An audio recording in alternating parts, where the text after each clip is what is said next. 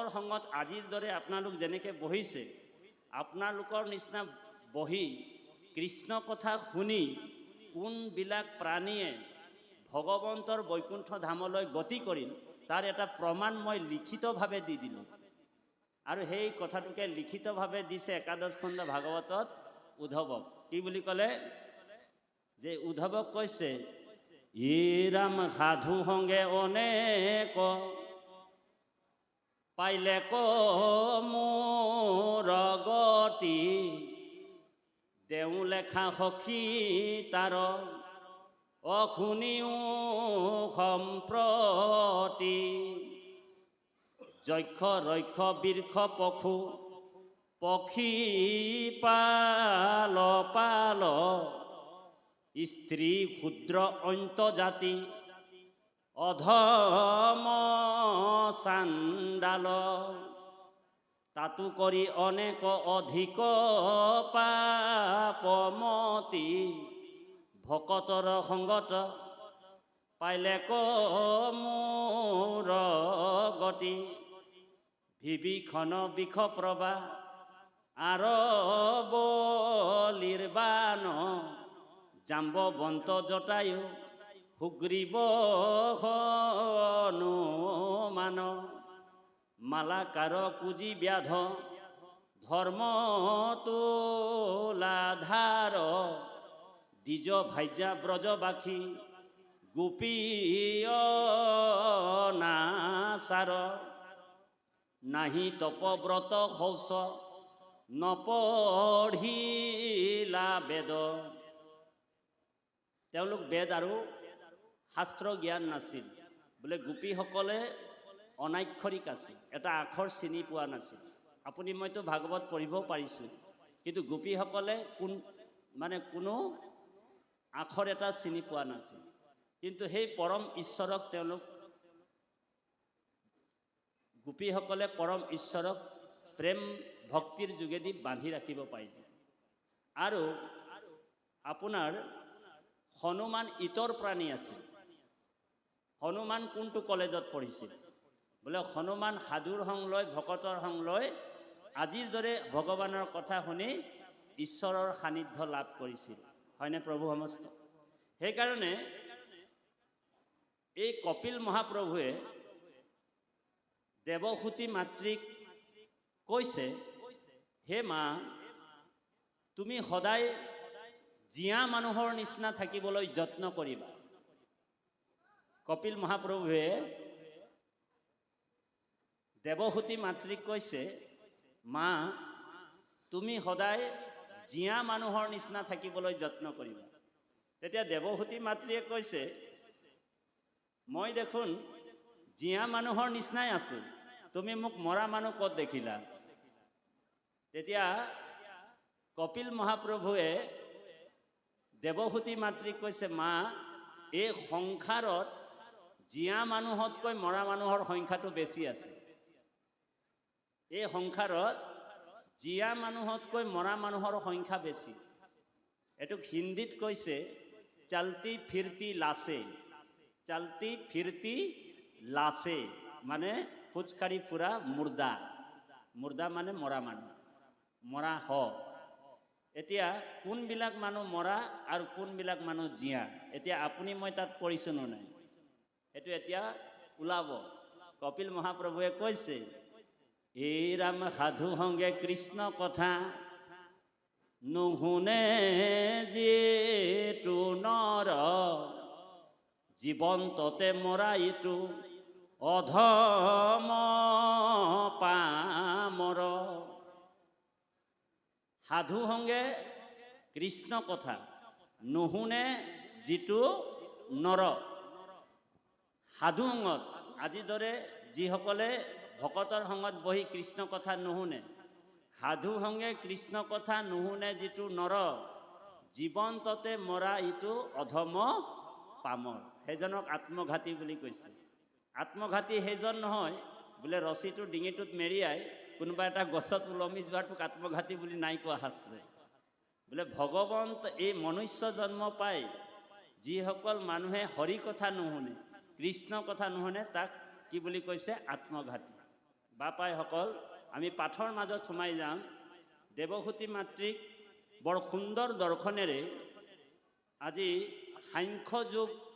সাংখ্য ভক্তি যুগৰ কথা বৰ্ণনা কৰিছে। দেৱহূতি মাতৃক সাংখ্য ভক্তি জ্ঞানৰ কথা প্ৰকাশ কৰিছে কপিল স্বৰূপে আহি ভগৱান নাৰায়ণ। এতিয়া সাংখ্য দৰ্শন মানেনো কি? প্ৰশ্ন। সাংখ্য দৰ্শন মানে হৈছে ভক্তি বৰ্ধক, ভক্তি কেনেকৈ বাঢ়িব, ভক্তি কেনেকৈ বৃদ্ধি হ'ব, তাৰ যিমান কথাবিলাক কপিল মহাপ্ৰভুৱে মাকক কৈ থৈ গ'ল। আৰু মাকৰ যোগেদি, মাতৃৰ যোগেদি সমস্ত জগতক এই কথাখিনি আপোনাক আমাক সকলোকে ভগৱান স্বৰূপে আহি কপিল মহাপ্ৰভুৱে দেৱহূতি মাতৃৰ যোগেদি আমাক কৈ গৈছে। কি বুলি ক'লে? এই ৰাম বদতি কপিল হৰি শুনা মহাহতি একবিধ মাত্ৰ পুনু নিৰ্গুণ ভকতি অজ্ঞানে কৰ্মে তীৰ্থে ব্ৰতে নকৰি মন সুদৃঢ় বিশ্বাসে লয়ো মুহূৰ্ত শৰণ। কি বুলি ক'লে? বদতি কপিল হৰি শুনা মহাহতি। কোনে কৈছে? বদতি মানে কৈছে। কাক কৈছে? মহাহতি দেৱহূতি। কি বুলি কৈছে? একবিধ মাত্ৰ পুনু নিৰ্গুণ ভকতি। ভক্তি বহুত বিধ নহয় মা, ভক্তি মাত্ৰ এবিধহে। ভক্তি বহুত বিধ নহয়, ভক্তি মাত্ৰ এবিধহে। আৰু সেই বিধ ভক্তি কি? নিৰ্গুণ ভক্তি। এনে ভক্তি প্ৰকাৰ বহুত দেই। তামক ভক্তি, ৰাজক ভক্তি, আগত ওলাই গ'ল ছবি চন্দত ঔ হৰি ঔ ৰাম। তামক ভক্তি, ৰাজক ভক্তি, হেতুকী ভক্তি, অহেতুকী ভক্তি, হয়নে বাৰু? এনেকুৱা ভকতি বহুত। শ্ৰৱণ ভক্তি, কীৰ্তন ভক্তি, স্মৰণ ভক্তি, শ্ৰৱণম কীৰ্তনম বিষ্ণু স্মৰণম অৰ্চনম দাস্য সাক্ষ্য আত্মনিবেদনম। এনেকুৱা অনেক ভকতিৰ কথা বৰ্ণনা আছে। বোলে 81 বিধ ভকতি, ভক্তি প্ৰকাৰ। কিন্তু এবিধ ভক্তিৰে সকলো প্ৰকাৰ হৈ গ'ল। কিন্তু মূলতে ভক্তি এবিধ। সেইবিধ ভক্তি কি? নিৰ্গুণ ভকতি। এতিয়া নিৰ্গুণ ভকতি মানেনো কি? প্ৰশ্ন। নিৰ্গুণ ভক্তি হৈছে, ইয়াত কপিলে উত্তৰটো দিছে মাতৃক যে হে মা, নিৰ্গুণ ভক্তি মানে হৈছে নিষ্কাম ভকতি। বাপাইসকল, আপোনালোক আমি বহুতে এতিয়া নিৰ্গুণ ভকতিলৈ যাব পৰা নাই। কিন্তু আমাৰ চেষ্টাটো আমাৰ নিৰ্গুণ ভকতিয়ে হ'ব লাগে দেই। এতিয়া আমি চেষ্টা কৰিব লাগিব নিৰ্গুণ ভকতিলৈ যাবৰ কাৰণে। আমাৰ ভকতিবিলাক এতিয়া সকাম ভকতি হৈছে, কাৰোবাৰ হেতুকী ভক্তি হৈছে, কাৰোবাৰ অহেতুকী ভক্তি আছে। এনেকুৱা অনেক ভকতি আছে। কাৰোবাৰ ৰাজক ভক্তি আছে, কাৰোবাৰ তামক ভক্তি আছে, কাৰোবাৰ সাত্বিক ভকতি আছে। কিন্তু দেৱহূতি মাতৃ কৈছে, তুমি যদি মোক পাবলৈ হ'লে তুমি নিষ্কাম ভকতি কৰিব লাগিব। আকৌ নিষ্কাম ভকতি কৰাৰ আগমুহূৰ্তত তুমি কিন্তু মোৰ ওচৰত শৰণ ল'ব লাগিব। সেইকাৰণে শৰণৰ মহাত্মাটোৱে আগতে কৈছে যে তোমাৰ শৰণটো মূল বস্তু। কি বুলি ক'লে? জ্ঞানে তীৰ্থে, জ্ঞানে কৰ্মে তীৰ্থে ব্ৰতে নকৰিয়া মন সুদৃঢ় বিশ্বাসে লয়ো মুহূৰ্ত শৰণ। এতিয়া যে জ্ঞান আৰু কৰ্ম, এই জ্ঞাননো কি আৰু কৰ্মনো কি? এই প্ৰশ্নটো উদ্ধৱকো ভগৱান কৃষ্ণই সুধিছিল। বাপাইসকল, এই উদ্ধৱে ভগৱান কৃষ্ণক সুধিছিল এই প্ৰশ্নটো। কি বুলি ক'লে? কেহু বোলে জ্ঞানে গতি, কেহু বোলে কৰ্ম। কোনোবাই জ্ঞানে গতি কৈছে, কোনোবাই কৰ্মত গতি বুলি কৈছে। তুমি দেখোন কৈ আছা ভক্তিতহে গতি বুলি কৈছে, ভক্তিতহে তোমাক লাভ কৰিব পাৰে। কথাটো মই বুজি পোৱা নাই, ভালকৈ কৈ দিয়া। সেই বুলি ভগৱান কৃষ্ণক সুধিছে। তেতিয়া ভগৱানে কৈছে যে কৰ্মৰ পুচিলা বাণী শুনা আকৌ মহামানী, যিটো নাম নলয় আমাৰ, জনম গোৱাইলা মিছা নুশুনে আমাৰ কথা বা কৃষ্ণৰ কথা, তাৰেহে কৰ্মত অধিকাৰ। যিসকল নামত বিশ্বাস নাই, কৰ্মত বিশ্বাস, তাৰমানে কামনা কৰি যিবিলাক ফল পাবৰ কাৰণে অন্য দেৱ দেৱী চক্কৰত পৰি আছে দেই, ধনং দেহি পুত্ৰং দেহি মনোৰমা ভাজ্যাং দেহি, অকল দেহিঙত যোনে ফচি আছে দেই, সেইটো হৈছে কৰ্ম মাৰ্গ। সেইকাৰণে ভগৱানে কৈছে কৰ্মৰ পুচিলা বাণী আকে শুনা মহামানী, যিটো নাম নধৰে আমাৰ, তেওঁ নামত বিশ্বাস নাই, মোৰ নাম নলয়। জনম গোৱাইলা মিছা নুশুনে আমাৰ কথা, মই যিমান কৈ থাকিলেও তেওঁলোক নুশুনিব। জনম গোৱাইলা মিছা নুশুনে কৃষ্ণৰ কথা, তাৰেহে কৰ্মত অধিকাৰ। তাৰপিছত কৈছে জ্ঞানে গতি কহৈ বেদ, জ্ঞানে আকৌ গতিৰ কথা বেদেহে কৈছে। জ্ঞানে গতি কহৈ বেদ শুনা তাৰ পৰিচ্ছেদ, আছে জ্ঞান ভকতিৰ মাজে, ভকতি কৰন্তে আপুনি উপজে জ্ঞান, যুগ চিন্তি মৰৈ মিছা কাজে। এতিয়া আপোনালোক আমি ভকতি কৰিলে জ্ঞান অট'মেটিক আহিব, আৰু যিমান কৰ্মফলটোও তেওঁ পাব, ধৰ্ম অৰ্থ কাম মুখ্য ফল তেওঁ পাবই। ভকতি কৰিলে ভগৱন্তক এইখিনি পাবই, পোৱাৰ পিছতো তেওঁলোকে যদি সেই তাতেই লাগি থাকিব, তো ভগৱন্তই কৈছে মোৰতো তাত দুখৰ কথা নাহে, মইতো 3টা ৰাস্তা দিছোঁ মোক পোৱাৰ কাৰণে। এটা হৈছে কৰ্ম মাৰ্গ, এটা জ্ঞান মাৰ্গ, আৰু এটা ভক্তি মাৰ্গ। কিন্তু ভক্তি মাৰ্গটো একেবাৰে সহজ মাৰ্গ, একেবাৰে সহজ ৰাস্তা। ধৰি লওক আমাৰ এই স্থানটোৰ নামটো কি আছিলে? চাৰেঙীয়াত আহিবলৈ 3টা ৰাস্তা আছে, এটা গাঁৱলীয়া ৰাস্তা, এটা চহৰীয়া ৰাস্তা, আৰু এটা বাইপাছ ৰাস্তা। কোনোবা যদি গাঁৱলীয়া ৰাস্তাত আহিম বুলি কৈ এই নামঘৰলৈ, তাক বাধা দিব পাৰিব নেকি? তাকতো বাধা দিব নোৱাৰে, গাঁৱলীয়া ৰাস্তাত তেওঁ আহিব। কিন্তু গাঁৱলীয়া ৰাস্তাত আহিবৰ সময়ত তেওঁৰ অকোৱা পকোৱা ৰাস্তাত পাব, তাৰ সময় বেছি ল'বনে? গতিকে সেই ৰাস্তাটোত অলপ দুৰ্গম ৰাস্তা, গাঁৱলীয়া ৰাস্তা। তাৰপিছত কি কৈছে? জ্ঞান মাৰ্গ, সেইটো হৈছে চহৰীয়া ৰাস্তা। এতিয়া কোনোবা যদি চতিয়া টাউনেদি আহিম বুলি কয়, বা বিশ্বনাথ টাউনেদি, চাৰিআলি টাউনেদি আহিম বুলি কয়, তাত আহিবৰ সময়তে তেওঁ জাম জোঁট পাব। তেওঁ কেতিয়াবা ভাগৰি যদি যায়, আৰু কি যাম, আৰু ইয়ালৈ নাহোঁ আৰু দিয়ক, তেওঁ তাৰ পৰাই ঘূৰি যাব, অ' হৰি অ' ৰাম, হয়নে বাৰু? সেইটো জ্ঞান মাৰ্গ। তাৰপিছত আৰু এটা ৰাস্তা দিছে বাইপাছ ৰাস্তা, বুজি পাইছেনে? ডাইৰেক্ট বাইপাছেদি গুচি আহক, হয়নে বাৰু? সেইকাৰণে ব্ৰহ্মাই 4খন বেদত 3বাৰ প্ৰমাণ কৰি বিচাৰি পাইছে। কি পালে? পূৰ্বতে ব্ৰহ্মায়ে এক চিতে 3বাৰ বিচাৰি পাইলেক এহি মানে হাৰ, শ্ৰৱণ কীৰ্তন আৰু নিৰ্মল ভকতি, অল্পতে উপজে গোবিন্দত ৰতি। গতিকে এই ভক্তি মাৰ্গটোত যদি আপুনি নাথাকে, আৰু দুৰ্গম ৰাস্তাবিলাক যদি লয়, কাকোতো ধৰা বন্ধা কৰিব নোৱাৰি, তই এইটো নকৰিবি দেই, জ্ঞান মাৰ্গেদি নাযাবি দেই, কৰ্ম মাৰ্গেদি নাযাবি দেই। গতিকে কামনাৰ ফলত বশীভূত হয় মানুহবিলাকে বিভিন্ন কৰ্মপথত যায়।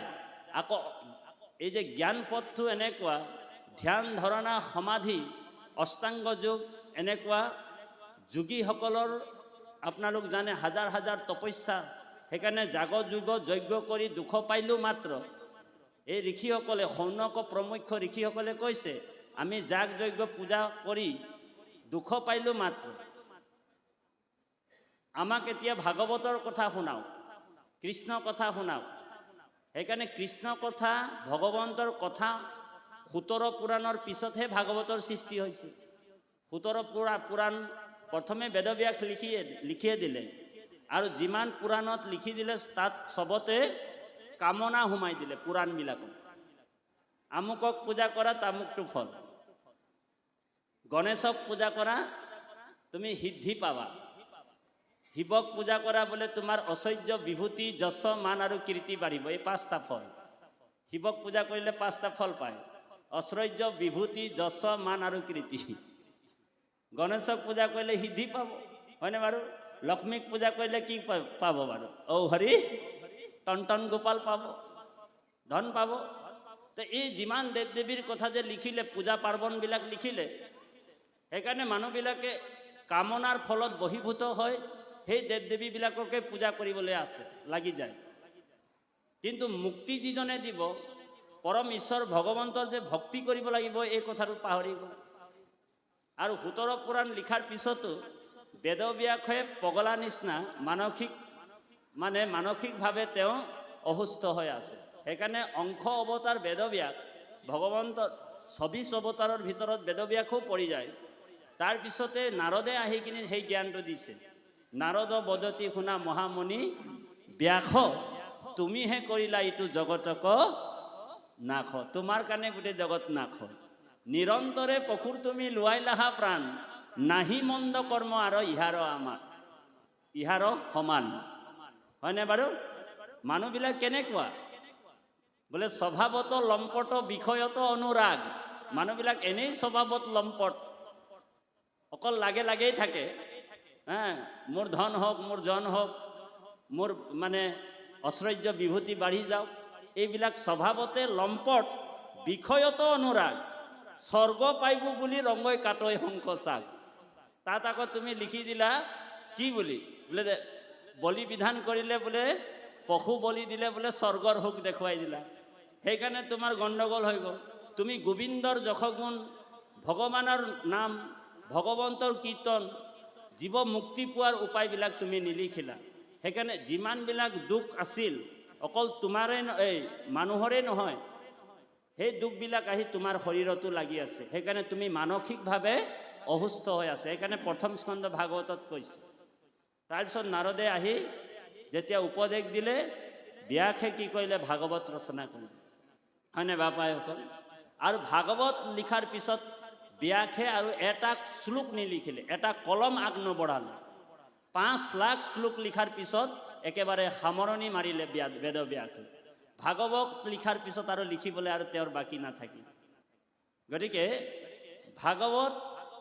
এই ভাগৱত যিজনে পান কৰে, বাকী আৰু অন্যত্ৰ তাৰ ৰতি নাই বুলি কৈছে। তেওঁ আৰু অন্য ৰতি নাই বুলি কৈছে। ভাগৱত যোনে শুনিও লয়, এবাৰ অন্যত্ৰ ৰতি আৰু তেওঁৰ নাই বুলি কৈছে। সেইকাৰণে বাকীবিলাক পুৰাণত কপট সোমাইছিলে। সেইকাৰণে বেদব্যাসে মংলা শ্লোকতে কৈ দিলে, ধৰ্ম পূৰ্জিত কৈত্ৰবত্ৰ পৰমম নিমৎসাৰানাম সাতাম। ধৰ্মত থকা কপটবিলাক, কামনাবিলাক, কপট শব্দৰ অৰ্থ কামনা, ধৰ্মত থকা কামনাবিলাকক, কপটবিলাকক আঁতৰাই দিলে। সেইকাৰণে ভাগৱতত নিষ্কাম ভকতিৰ কথা কৈছে বাপাইসকল। আৰু এই নিষ্কাম কৰ্ম কৰিলে কি হ'ব, কেনেকৈ কৰিব কৈছে? সুদৃঢ় বিশ্বাসে লৈও মুহূৰ্ত শৰণ। এতিয়া শৰণ ল'বলৈ কৈছে কৃষ্ণৰ ওচৰত। আৰু গীতাত এই কথাটো কৈছে অৰ্জুনক, হে অৰ্জুন, দৈবী এইচা গুণময়ী মম মায়া দূৰত্বায়া। 7 নম্বৰ অধ্যায় গীতাত 14 নম্বৰ শ্লোক কি বুলি ক'লে? দৈবী এইচা গুণময়ী মম মায়া দূৰত্বায়া। মোৰ মায়াটো বহুত দুষ্কৰ মায়া। ইয়াৰ পৰা পৰিত্ৰাণ পাবলৈ হ'লে তুমি কি কৰিব লাগিব? মামেব প্ৰপদ্যন্তে মায়া মেতম তৰন্তি তে। মোৰ ওচৰত কায় বাক্য মনে তুমি শৰণ ল'ব লাগিব। কায় বাক্য মনে তুমি শৰণ ল'ব লাগিব, মানে ভগৱন্তৰ ওচৰত আশ্ৰয় ল'ব লাগিব। শৰণ শব্দৰ অৰ্থ মই চমুকে কৈছোঁ। শৰণ মানে হৈছে আশ্ৰয়। এই দেহাটো কাৰ বুলি ভাবিব লাগিব বাপাইসকল? ভগৱানৰ বুলি ভাবিব লাগিব। বাক্যটো কাৰ বুলি ভাবিব লাগিব? ভগৱন্তৰ বুলি ভাবিব লাগিব। মনটো কৃষ্ণত অৰ্পণ কৰিব লাগিব। সেইকাৰণে ভগৱন্তই কৈছে যে মোৰ মায়াৰ পৰা যদি তুমি পাৰ পাবলৈ আছে, তেনেহ'লে এটা কথা মোৰ ধ্যান দি শুনিবা। মামেব প্ৰপদ্যন্তে মায়া মেতম তৰন্তিতে। যিসকল জীৱই মোৰ ওচৰত শৰণ লয় কায় বাক্য মনে, সেইসকল মানুহে মোৰ মায়াৰ পৰা বাচিব পাৰিব। সেইকাৰণে কৈছে যে অবস্তু ক দেখা বন্ত অবস্তু কয়া বরি হেহি হে মুহুর মায়া জানা নিষ্ঠ করি। অবস্তু মানে অবাস্তব, অসত্য। বস্তু মানে কি? সত্য, বাস্তৱ। এতিয়া সত্য কি বোলে? ঈশ্বৰে সত্য, হয়নে বাৰু? আমি বস্তু প্ৰকাশ গাওঁ নাই? এতিয়া গুৰু বস্তু, নাম বস্তু, হয়নে বাৰু? ভকত বস্তু, হয়নে বাৰু? বস্তু মানেনো কি বোলে? বস্তু মানে হৈছে বাস্তৱ, সত্য, হয়নে বাৰু? নাম বস্তু কি? সত্য। ভগৱন্তৰ আন এটা নাম সনাতন। সনাতন মানে চিৰস্থায়ী, আজিও আছে কালিও থাকিব। এই সংসাৰ, এই প্ৰপঞ্চ জগতখন নাথাকিলেও ঈশ্বৰ থাকিব।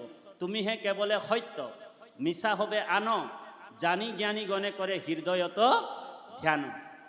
ভগৱানে থাকিব, আপুনি মই থাকিব নেকি? থাকিম নেকি? বোলে নাথাকো।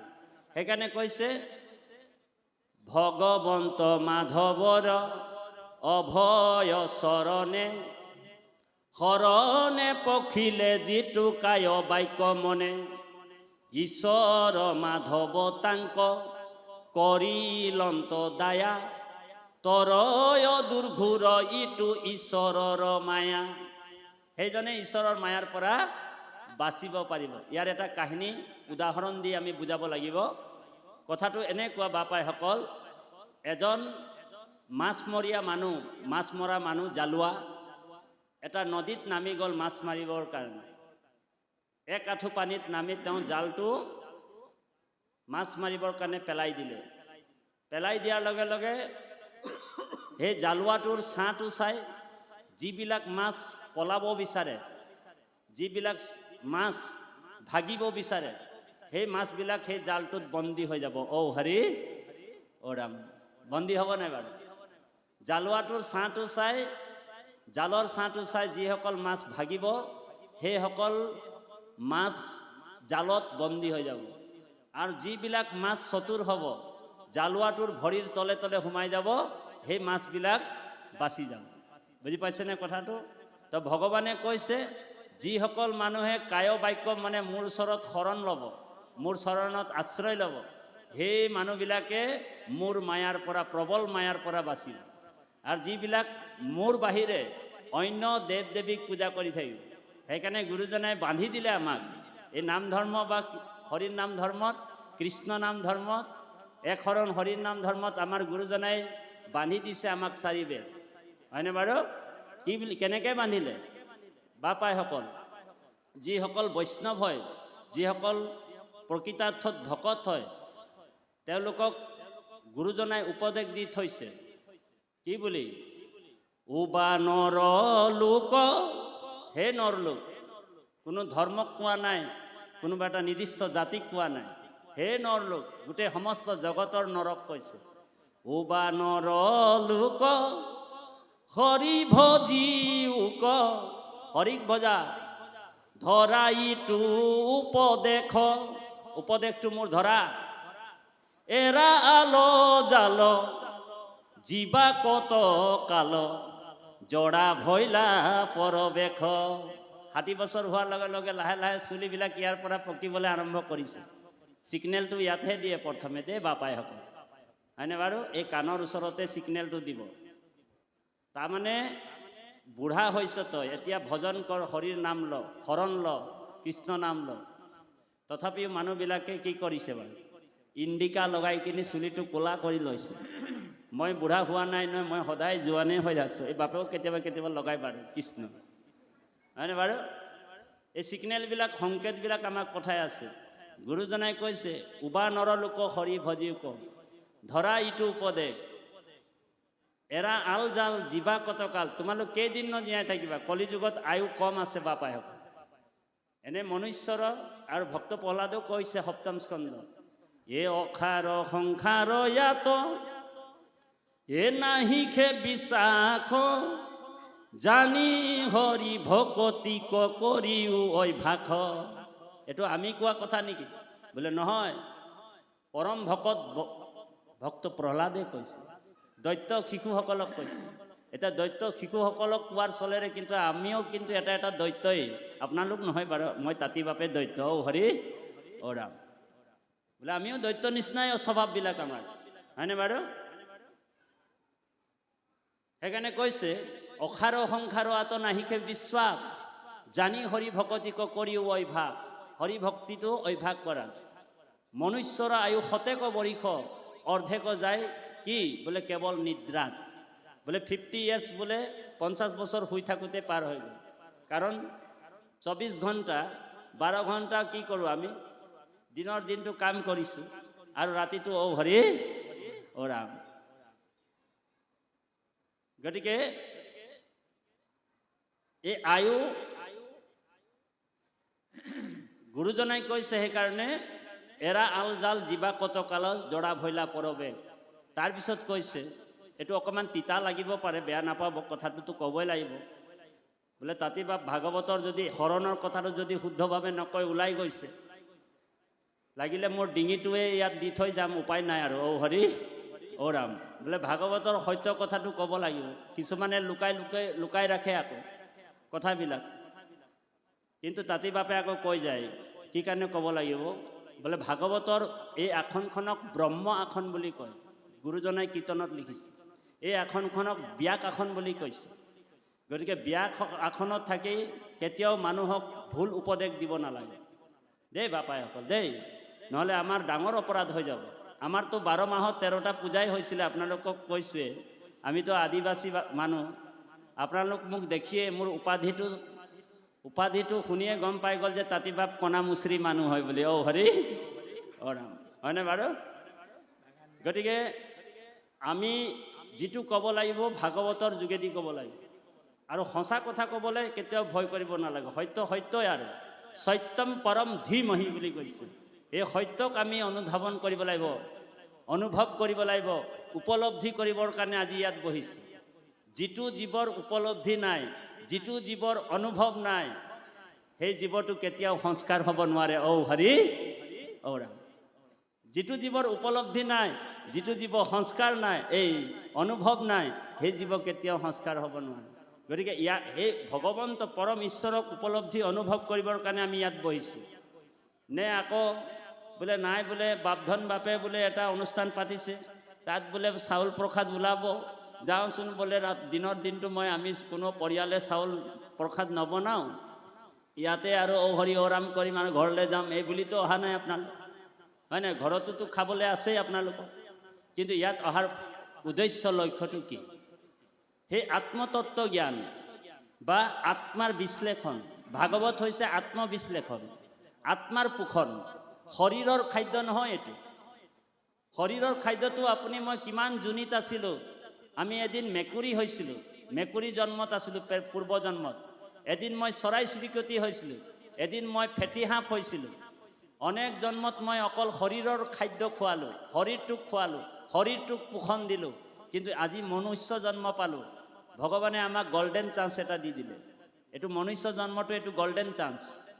আৰু এই মনুষ্য জন্মটো পাই কিনি আজি আমি আত্মাৰ পোষণ কৰিছোঁ, আত্মাটোক খাদ্য খুৱাইছোঁ। আত্মাৰ খাদ্য কি বোলে? ঈশ্বৰৰ নাম, ভগৱানৰ কথা দে বাপ। সেইকাৰণে আত্মাৰ পোষণ কৰিছোঁ। সেইকাৰণে গুৰুজনাই কৈছে অন্য দেৱী দেৱ নকৰিবা সেৱা নকৰিবা, গৃহে নপখিবা তাৰ, ঘৰতো নাযাবা। হা, এইটো কি বুলি ক'লে? অন্য দেৱী দেৱ 1 নম্বৰ জেওৰা দি দিলে। অন্য দেৱী দেৱ নকৰিবা হেব, গৃহে নপখিবা তাৰ, মূৰ্তি কোন চাইবা, প্ৰসাদো ন খাইবা, ভক্তি হুইবে বেভিচাৰ। কাৰ ভক্তি কৰিবলৈ কৈছে? এক কৃষ্ণ দেৱ।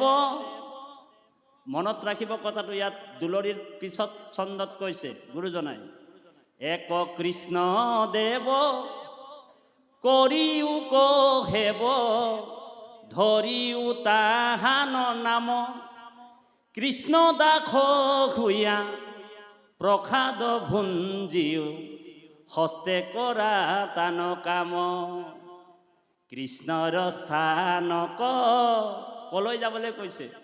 বোলে কৃষ্ণৰ স্থানক যত্নে চলিওক, যত্ন কৰি যা, হাঞ্চিও পুণ্যৰ দাম, কৃষ্ণৰ কিংকৰে ৰচিলা শংকৰে, ডাকি বোলা ৰাম ৰাম। কৃষ্ণৰ কিংকৰে ৰচিলা শংকৰে, ডাকি বোলা ৰাম ৰাম। বাপাইসকল, পদ্মপুৰাণৰ এটা মহৎ শ্লোকক আনি গুৰুজনাই উপদেশত ভৰাই দিলে। নাইনেত্ৰ ব্ৰজতে দেৱালয়, যিসকল পৰম বৈষ্ণৱ হয়, ভকত হয় দেই, যিসকল ভকত নহয় সেইসকল যাব পাৰে বাৰু, আপত্তি নাই। ঔ হৰি অৰা, যিসকল ভকত বা বৈষ্ণৱ, যিসকল ভগৱান কৃষ্ণৰ ভকতি কৰে, যিসকল শৰণ লয় একান্তভাৱে দেই, সেইসকলে কৈছে নাইনেত্ৰ দেৱালয় ব্ৰজতে, নাইনেত্ৰ মাহুৰিহাম প্ৰসাদো মাহুৰিহাম, আৰু নাইনেত্ৰ উচিষ্ট ভুঞ্জতে, তেওঁলোকে অন্য দেৱ দেৱীৰ প্ৰসাদ গ্ৰহণ নকৰে। আৰু যদি বৈষ্ণৱ নহয় তেওঁলোকে খাব পাৰে।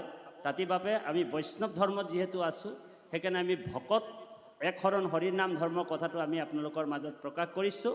সেইকাৰণে শৰণ শব্দটো ইয়াত কৈছে সুদৃঢ় বিশ্বাসে লয়ো মুহূৰ্ত শৰণ। এতিয়া শৰণটো আমাৰ সুদৃঢ় বিশ্বাসে হ'ব লাগিব। বিশ্বাস তিনি প্ৰকাৰৰ, এক হৈছে অকল বিশ্বাস, 2 নম্বৰ দৃঢ় বিশ্বাস, আৰু 3 নম্বৰ সুদৃঢ় বিশ্বাস। কিন্তু 4 নম্বৰ বিশ্বাস এটা আছে আকৌ দেই, অন্ধ বিশ্বাস। এতিয়া বহুত মানুহে অন্ধবিশ্বাসত ফচি আছে। এই অন্ধবিশ্বাসত কোন ফচি আছে? অন্ধবিশ্বাসী মানুহবিলাকৰ, আপোনালোক নহয় দেই, কোনোবা নিজকে সজাবৰ কাৰণেও আঙঠি পিন্ধে দেই, এইটো জাতিষ্কাৰ মানে নিজকে হেৰি কৰিবলৈ পিন্ধে। কিন্তু অন্ধবিশ্বাসী মানুহ আকৌ ইয়াত এটা আঙঠি পিন্ধিব দেই। এইটো কি আঙঠি বুলি ক'লে সুধিলে মানে এইটো বোলে প্ৰবাল ধাতু। এইটো কি আঙঠি বুলি ক'লে মংগল গ্ৰহৰ আঙঠি। এইটো কি আঙঠি বুলি ক'লে এইটো বোলে শনি গ্ৰহৰ আঙঠি, হয়নে বাৰু? বোলে এইটো কি আঙঠি? এইটো বোলে গঁড়ৰ খৰ্গ। বোলে গঁড়ৰ খৰ্গটো তুমি ক'ত পালা? বোলে গঁড়ৰ খৰ্গটো বোলে কাজিৰঙাত বোলে গঁড় এটাক বোলে চোৰাংচোৱাই বোলে গুলি মাৰি মাৰ্ডাৰ কৰি দিলে, মাৰি পেলালে। তাৰে খৰ্গটো চোৰাংভাৱে বিক্ৰী কৰি আছিলে, মই কণ্ট্ৰেক্টাৰ মানুহ, অকণমান কিনিলোঁ বোলে 25,000 টকা, আৰু ৰূপৰ আঙঠি এটাত ভৰাই বোলে পিন্ধি ল'লোঁ। বোলে এইটো পিন্ধিলে কি হ'ব? বোলে এইটো পিন্ধিলে বোলে মৃত্যুৱে মোক টাচ কৰিব নোৱাৰিব। মই অভয় পাই গ'লোঁ, মই নমৰোঁ, মৃত্যুৱে মোক টাচ কৰিব নোৱাৰে। মানুহে অন্ধবিশ্বাস আৰু কুসংস্কাৰত আজিও আছে। আপোনালোক চিন্তা কৰক, যদি গঁড়ৰ অকণমান খৰ্গ পিন্ধি আঙঠিত ভৰাই পিন্ধি যদি মৃত্যুক জয় কৰিব পাৰে, তেনেহ'লে কাজিৰঙাৰ গঁড়টোৰ ওচৰততো গোটাগুটি খৰ্গটোৱে আছিল। তাকেই দেখোন গুলি মাৰি ঔ হৰি ঔ ৰাম কৰি পেলালে, মাৰি পেলালে, সিয়ে নাবাচিল। আপুনি বোলে অকণমান খৰ্গ পিন্ধি বাচিবনে বাৰু? নাবাচে। সেইকাৰণে ৰাখে হৰি মাৰে কোন, মাৰে হৰি ৰাখে কোন। এই সুদৃঢ় বিশ্বাসটো আহিব কেনেকৈ আহিব? যেতিয়া আপুনি মই ভগৱান কৃষ্ণৰ চৰণত আমি একান্তে শৰণে পখিব। তাৰপিছত পাঠে আমাক কি কৈছে অকণমান পাঠ ভাগি আগবাঢ়ক। কৃষ্ণ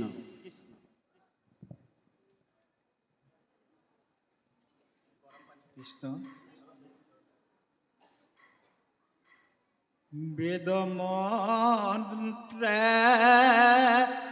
প্ৰতিমাত কৰাৰ সনা